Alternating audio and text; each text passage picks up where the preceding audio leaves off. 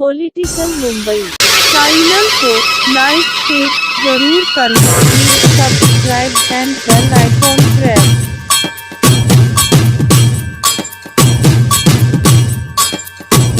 Political Mumbai में आपका मुंबई और महाराष्ट्र के बारे में जो भी बातें कह रही हैं उससे हम सहमत नहीं हैं, लेकिन जिस तरीके से शिवसेना ने सारा कुछ काम धाम छोड़ के उसके पीछे एक अभियान शुरू कर दिया है वो बहुत ही गलत है। आज कंगना रनौत का जो कार्यालय था उसके ऊपर जो तोड़फोड़ की कार्रवाई हुई उसकी आवश्यकता नहीं थी। साफ दिख रहा है कि यह बदले की भावना से ओतप्रोत है। शिवसेना की सत्ता है बीएमसी में और बीएमसी को उन लोगों ने बुलडोजर और हथौड़े के साथ भेज दिया। डिमोलिशन शुरू हुआ, उसके घंटे डेढ़ घंटे के अंदर हाईकोर्ट में जब सुनवाई होती है तत्काल डिमोलिशन को गलत साबित किया जाता है। इसका मतलब शिवसेना एक प्रतिशोध की भावना में आकर के, बदले की भावना में आकर के एक महिला को, एक अभिनेत्री को बिना वजह परेशान कर रही है।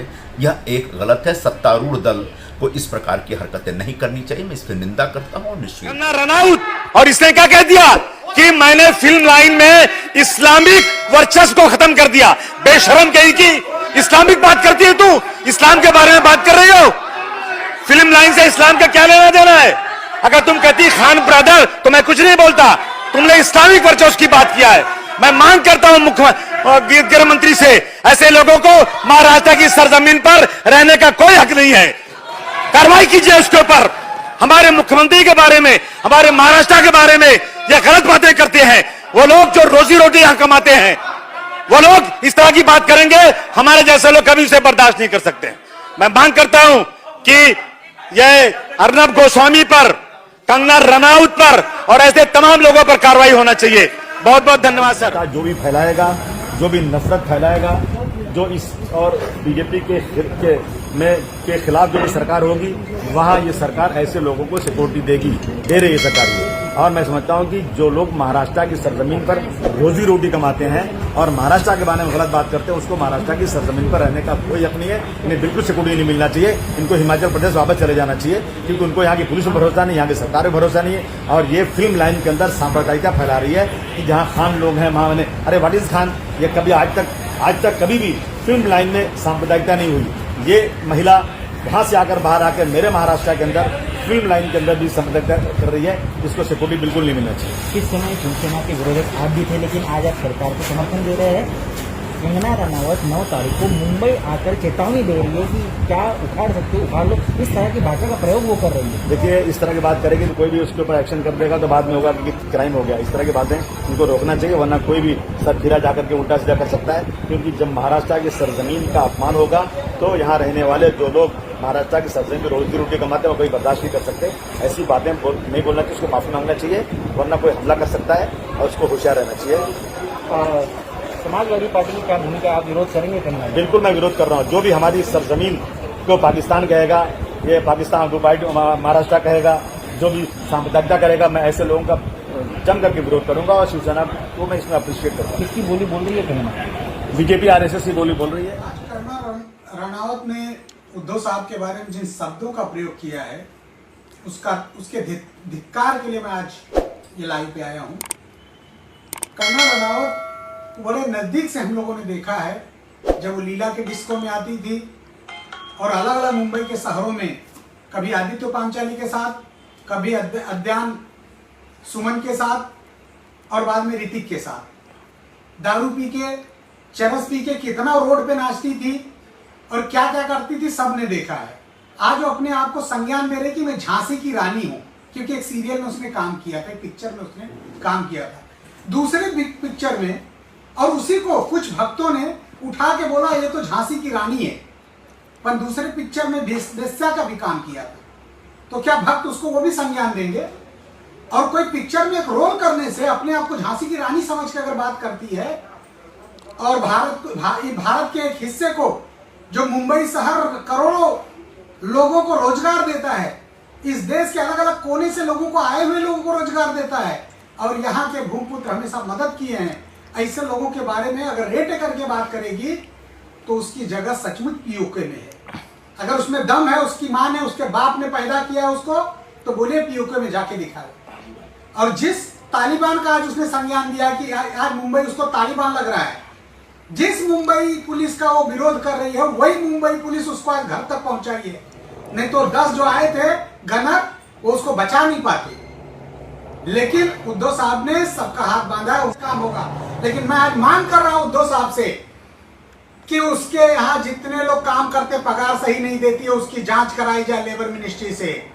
वो इंडस्ट्री में जिससे जिससे काम कर रही थी उनका पेमेंट नहीं करती है, चेक बाउंस होता है, उसके ऊपर जांच कराया जाए। उसके जहां जहां गोडाउन बना के रखा है, जहां जहां शूटिंग करवाती है उसकी मान्यता और परमिशन लेती है क्या फिल्म सिटी से, उस पर बात कराया जाए। और जो सेंसर बोर्ड में अपने लोग हैं उनसे भी पूछा जाए कि वो लोग उसकी सारी पिक्चर जो सीरियल बनाती है उसमें लोगों का पेमेंट नहीं टाइम पे देती है, उसकी भी जांच कराई जाए।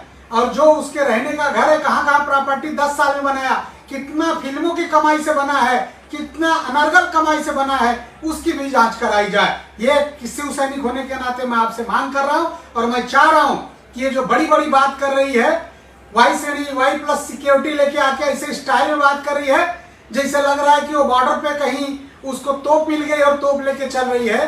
तो यहाँ की हमारी बहनें, हमारे भाई जो महाराष्ट्र की धरती पे रहने वाले लोग हैं, आज उसको थोड़े छोटे भैया टाइप के लोग हैं, बड़ा सपोर्ट कर रहे हैं। लेकिन उनसे पूछो, उनके पिताजी जब मुंबई शहर में आए थे तो उनको किसने सपोर्ट किया था? जब उनका घर डबल महला बना था तब उनको किसने सपोर्ट किया था? जब उनकी नौकरी यहाँ लगी थी तब उनको किसने सपोर्ट किया था? यही ठाकरे परिवार और यही शिवसेना के लोग और यही महाराष्ट्र की धरती के लोग। जो शरद पवार साहब उस समय मुख्यमंत्री थे, उसके पहले विलासराव देशमुख साहब थे, इन्हीं लोगों ने मदद किया है। इसके पहले 5 साल हमारे सहयोग से, शिवसेना के सहयोग से 5 साल सरकार बीजेपी की चली। लेकिन जितने उत्तर भारतीय थे, चाहे कृपा शंकर सिंह हो, चाहे किसी XYZ और 10 जन को नाम गिना लो, सबको तकलीफ देने का काम किए, किसी को सपोर्ट नहीं किए। तो मैं आज का यहीं पे समाप्त करता हूं। अब तुम्हारा असली चेहरा देखो। तुम जब बॉलीवुड में आई, मैं भी आई थी। तुम्हारा सिर्फ एक ही नेचर है, जब तुमको कोई सुनता नहीं तो तुम पड़बड़ करने लगती हो, ठीक है, सबकी बुराइयां करने लगती हो। बॉलीवुड ने तुमको दिया। तुम्हारा ये गंदा नेचर है कि तुम शादीशुदा आदमियों की जिंदगी में जाती हो, चाहे ऋतिक रोशन हो, चाहे आदित्य पंचोली हो, चाहे XYZ, हजारों आदमी तुम्हारी जिंदगी में आ गए, ठीक है। सब शादीशुदा आदमी की जिंदगी में तुम जाके उनका घर बर्बाद करती हो और फिर करते हो इसने मेरे साथ ऐसा किया, उसने मेरे लिए, इसने मुझे, ठीक है। तुम्हारा गंदा नेचर है।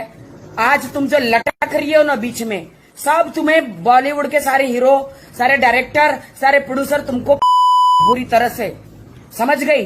100 चूहे खा के बिल्ली हज को चली। तो महाराष्ट्र को बदनाम करने की कोशिश मत करो। सुशांत की मौत का फायदा उठाकर पब्लिसिटी पाने की कोशिश मत करो।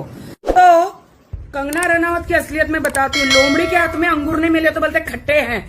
इसने सलमान खान को बहुत पटाने की कोशिश की। सलमान खान ने इसको धकेला, चल हट गंदी, चल हट। बड़े बड़े स्टार्स हैं, इसने उसकी जिंदगियों में जाने की कोशिश करी। बहुत सारे बड़े बड़े स्टार्स हैं, नाम नहीं लेना चाहते। इसको भगाया, हट। तो ये लोमड़ी को अंगूर खट्टे लगे, आप समझ रहे हो। और अभी अपने घर में उधर पता नहीं कहां बैठ के हमारे स्टारों की बुराइयां करती है। मैं मानती हूं कि सुशांत के लिए मुझे बहुत दुख है, वो मेरा भी दोस्त है, ठीक है। बट इसके हर बात, देश की जनता इसकी सारी बात आप मानो, ये गलत है। ये मत भूलो कि महाराष्ट्र जय है और महाराष्ट्र में यहां पे सबके सपने पूरे होते हैं, जो वर्ल्ड से लोग आते हैं। फिल्म नगरी, आई लव माई कर्मभूमि, माई जन्मभूमि, and I proud of I'm a Maharashtra. I really proud of Shivaji Maharaj, Baba Saheb Ambedkar ji, जितने भी लोग हैं शिवसेना में। मैं बहुत खुश हूं कि हमारे मुंबई में महाराष्ट्र की सरकार आई है, बाला साहब ठाकरे की सरकार आई है। बाला साहब ठाकरे जिंदाबाद। तेरी इतनी औकात नहीं है कंगना रनावत। कंगना रनावत, अगर तूने थोड़ा भी नौटंकी करी, तेरे शहर में बैठ के तू बड़बड़ कर, सुशांत के लिए तूने स्टेप लिया, ये अच्छी बात है। मराठियों के लिए कुछ बोलेगी तो एक एक मराठी से पंगा लेगी तो तेरे को महाराष्ट्र में रहना मुश्किल हो जाएगा, महाराष्ट्र में शूटिंग करना मुश्किल हो जाएगा। और जहां से तेरे सपने पूरे होते हैं, तू स्टार बनी है, आज तेरा नाम जान पहचान है, मुंबई की वजह से है, फिल्म इंडस्ट्री की वजह से है। सबको गालियां दे, तू बड़े बड़े सलमान इन सबको गालियां देती है, तो क्या समझते अपने आप को? क्या समझते अपने आप को? ये कौन सी झांसी की रानी है? भवानी है रे तू, भवानी। भवानी हमारे महाराष्ट्र में लोगों को पूछ भवानी क्या होता है। आ गया भवाने, आमचं डोकं फिरलं ना, आत्ता माझी सटकली तर तू गेली समझ। भवाने मुंबईत येणार ना तुला कहती है कंगना के मुंबई में मैं आऊंगी, कोई रोक सको तो रोक लो और ठोक सको तो ठोक लो। तो भैया तुम शिवसेना के खिलाफ बोलोगी, हमारी सरकार है, हमारी सरकार शिवसेना बोलोगी तो भैया ठोकेंगे जरूर, डेफिनेटली ठोकेंगे, बारी बारी ठोकेंगे। चेतावनी है कंगना, तू कहीं की भी हो, महाराष्ट्र सरकार और महाराष्ट्र लोगों के खिलाफ बोलेगी तो तू ठुकेगी और बहुत ज्यादा ठुकेगी। इज्जत से आ, इधर काम कर, स्टार बन और निकल अपने शहर, समझी?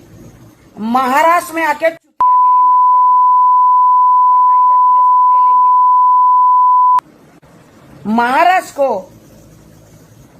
तालिबान मत बना, गलत मत बोल।